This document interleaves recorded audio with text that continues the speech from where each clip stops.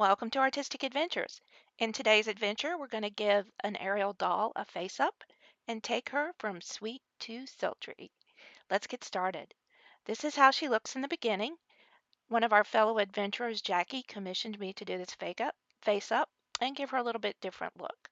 Let's get started. First of all, we're going to take off her face paint, most of it, with some acetone and also clear up any dirt that may have accumulated on her face just from, normal use and wear. She has a little bit of dirt here on her chin that I was not able to remove with acetone. Uh, it's not very prominent, so hopefully it won't ruin this look. Anyway, I'm not removing all of her lip paint. I'll show you in a little bit what we're going to do with that. But if you notice, she has some very harsh contours around her eyes and lips that we're going to try to disguise. All right, if you notice now on her lips, she has this upturn on the corners that give her really that sweet smile.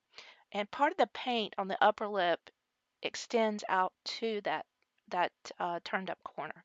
So basically, all I'm going to do for the lip shape is get rid of that paint that turns up in the corner and try to turn that smile down just a notch or two. And then we're going to darken the lips also to give her a little bit more sultry look. But it's difficult to do things with these dolls that have open mouths with teeth showing. Generally, um, they're either going to look fierce or they're going to look happy and smiley. Now we're going to put down some matte medium using an airbrush, and I mix a little water with it. It's a little bit thick, and spray about 3 coats and let that dry. Now the first thing I'm going to show you, and not speed it up too much yet, is the main thing we're going to do about the eyes is make them smaller. They're really large and cartoonish. So we're going to draw in that upper portion lower than where the contour of the eye is. And then we're going to use the contour of the eye as the crease in the lid, as opposed to the upper part of the eye. All right.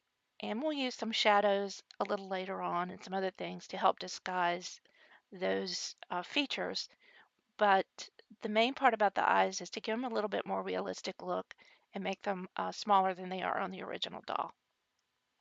All right, so I'm just sort of basically mapping out the face now with a light brown pencil. So make sure I get the features where I want them.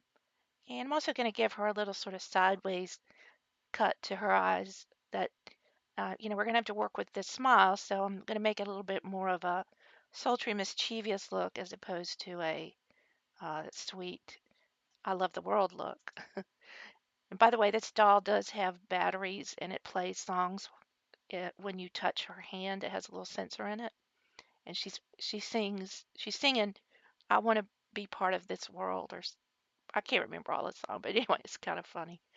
So now I'm putting a little bit darker color. I'm taking a darker red pencil and I'm making these vertical lines on her lips to give them a little bit more realistic look, so it looks like the creases that are in lips, and also to darken them up, which I think is more sultry than that bright pink, sunshiny bright lip color that she had on.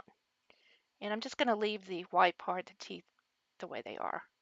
So I put a little, now put some white into the sclera of her eyes and working on her brows. The other thing about the brows is you don't want them to be too archy looking, like curved and arched, because that gives a face a kind of open or surprised look. I'm sort of flattening the brows down so that they're a little more suggestive of a secretive look, or or more of a neutral look as opposed to that open-eyed, bright and shiny look. Now I'm using some pastel colors for the eyes. I'm using a light green color, very yellowish green color that I'm putting on the bottom part of her iris. And now I'm going to take some darker green and put on the top. And I'm using a brush to put this on. I think it gives a really smooth look when you do pastels. I will have to darken them, but this will be the base, and I'll be going off camera to put another coat of the matte medium down with my airbrush so I can build up the colors and also to help protect what I've already done. And now I'm going to just start darkening up these features that we've drawn in using some black on her eyes. And as you see, I use a cuticle stick a lot. Some people don't do this, but to me, if I get it damp and then get most of the water off, sometimes I can remove little spot smudges or places where the pencils break and leave a smudge. I can just remove that, or I can smooth out a line much better than I can with an eraser. It's just something I started doing. I don't know if anybody else has ever done that. But otherwise, I do use a white eraser sometimes, and sometimes I'll just use a Q-tip and dampen that if I need to just get rid of a certain area. Like if I wanted to, like I did in this video, get rid of a complete eyebrow, I just wiped it away. And that's the nice thing about using these pencils and having the matte varnish down or the matte medium down is it protects the vinyl of the head from the colors as well as helping you get sort of a rough edge. You can see now I'm putting in another eyebrow there and I've flattened that out a little bit more than I did the first one that I drew. And I'm making these brows not so dark since she's a redhead. I really love that lush red color of her hair. Um, it's really beautiful, and I did decide to give her green eyes. I hope that's okay, Jackie. She had blue as Ariel, but hey, a salty redhead, I think she should have some green eyes. What about you guys? Okay. Now I'm using a pink pencil. I'm just lining around the bottom above the dark line to give her sort of a waterline look. And now I'm taking a dark green pencil and darkening up that upper part. Gonna leave the lighter color at the bottom and now filling in the pupil with a black pencil. And just really now from now on we're just continuing to darken those areas, define them more and create a little bit more contour to her face. The other thing about this doll was she didn't have a lot of contour. She was kind of flat looking. She had, you know, the pink lipstick and the big eyes, but there wasn't a lot of contour to her face. And if you had a woman with makeup on, you know, she's going to have a little bit more color and depth of the angles to her face. So we're going to use that. I'm using a eye makeup brush to put on her blush because it's soft and it spreads the pastels out. So I'm going to put some pink on and then a little bit later I'm going to contour a little bit lower than the cheek line with some brown. Now I'm using light brown with a very small brush around the lower section of her eyes as a shadow. And this, you know, also helps define the eye and sort of sink it back in a little bit. And now I'm using a little bit darker brown as a shadow above her eyes and also those using that brush on the cheekbones to make them a little bit more prominent. I'm putting that brown below the blush a little bit. All right, now I'm just extending that brown up over that crease, and that's helping us disguise the fact that that crease was actually the top of her eye in the beginning, and now it just is going to look like the crease of her eye, and that she has some shadow on. I'm also putting a little bit of shadow on either side of the nose, um,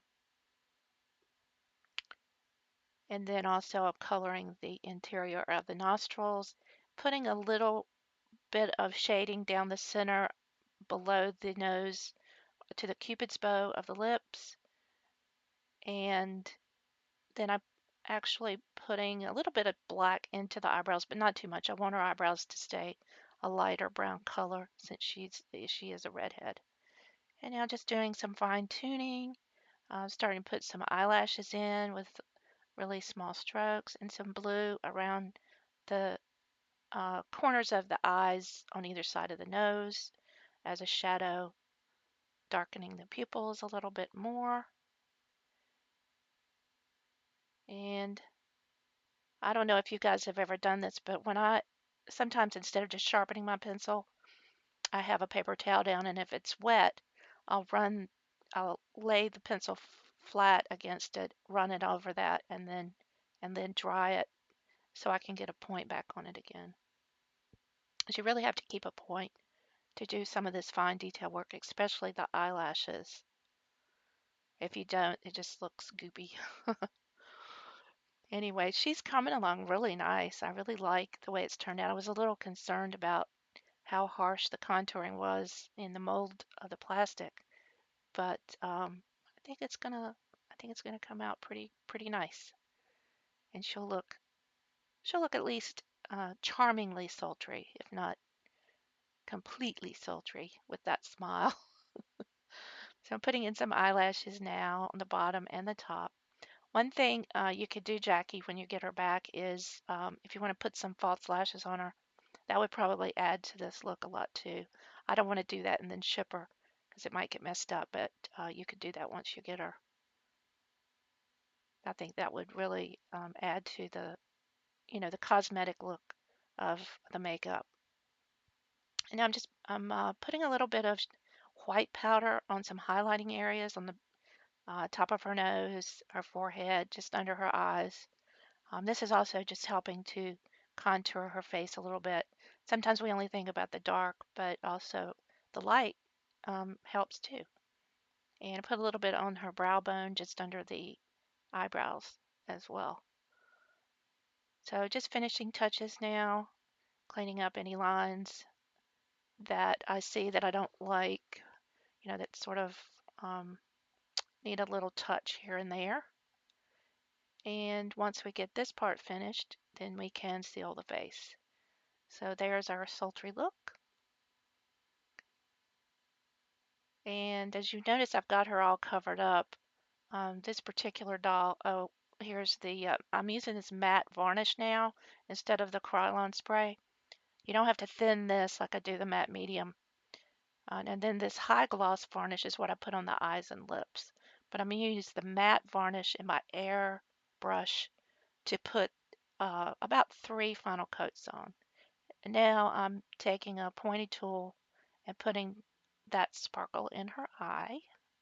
And we're going to let that dry, and then I'll put the high gloss varnish on the eyes and the lips before I finish her. But yeah, I do protect her with that with those paper towels. And as you've noticed, I even broke down and wore a glove on one hand. I had the fan running on me so I don't sweat. So here's our finished look. I think she turned out really pretty. A couple of different poses here for you to see her. And then I'm going to put up the thumbnail again so you can just see the difference, the before and the after picture. So she's on her way back to you, Jackie, on Monday as soon as the post office opens. So that's it for this video. If you liked it, please give me a thumbs up. I'm looking for some challenges, you guys. If there's a character you want to see me make a doll of, please let me know in the comments, or anything else that you'd like to see related to dolls and accessories. And subscribe so you don't miss a thing. We got lots coming up. Thanks and bye.